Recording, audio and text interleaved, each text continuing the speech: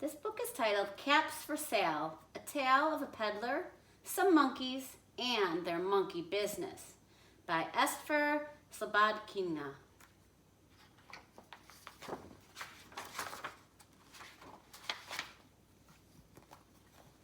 Once there was a peddler who sold caps, but he was not like an ordinary peddler carrying his wares on his back. He carried them on top of his head. First, he had on his own checked cap, then a bunch of gray caps, then a bunch of brown caps, then a bunch of blue caps, and on the very top, a bunch of red caps.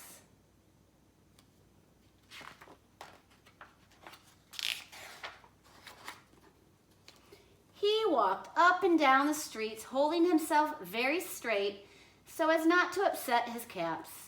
As he went along, he called, "Caps! Caps for sale! 50 cents a cap!"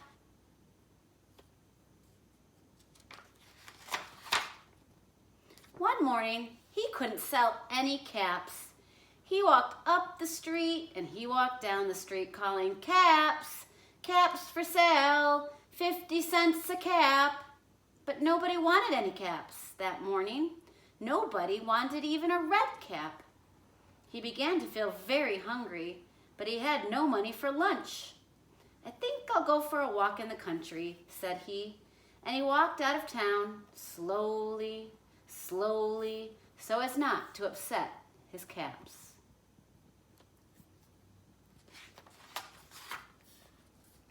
He walked for a long time until he came to a great big tree.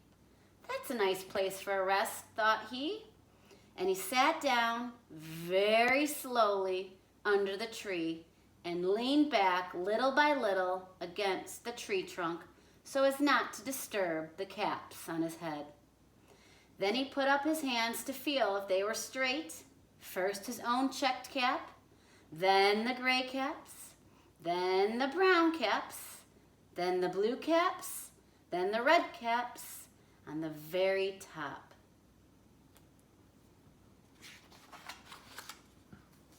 They were all there, so he went to sleep, and he slept for a long time.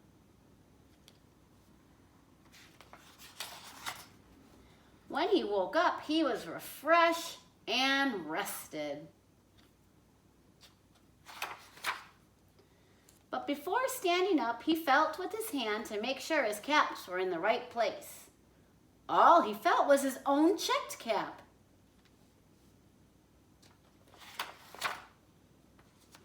He looked to the right of him, no caps. He looked to the left of him, no caps. He looked in back of him, no caps. He looked behind the tree, no caps.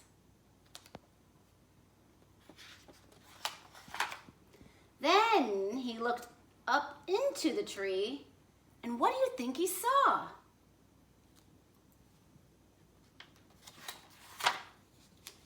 On every branch sat a monkey. On every monkey was a gray or a brown or a blue or a red cap.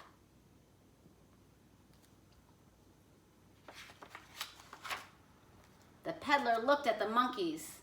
The monkeys looked at the peddler. He didn't know what to do. Finally, he spoke to them. "You monkeys, you," he said, shaking a finger at them, "you give me back my caps." But the monkeys only shook their fingers back at him and said, "Tiz, tiz, tiz." This made the peddler angry, so he shook both hands at them and said, "You monkeys, you give me back my caps."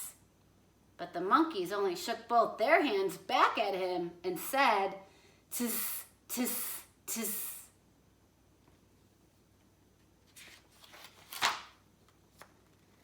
Now he felt quite angry. He stomped his foot and he said, "You monkeys, you better give me back my caps." But the monkeys only stamped their feet back at him and said, "Tiz, tiz, tiz."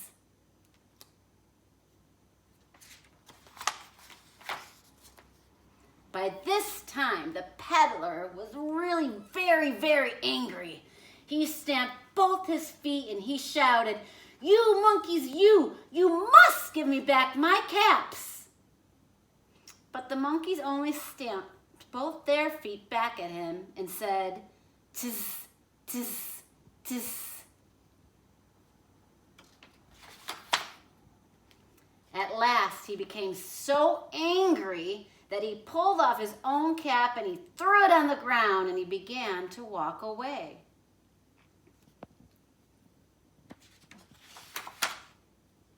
But then each monkey pulled off his cap and all the gray caps and all the brown caps and all the blue caps and all the red caps came flying down out of the tree. So the peddler picked up his caps and put them back on his head. First, his own checked cap, then the gray caps, then the brown caps, then the blue caps, and the red caps on the very top.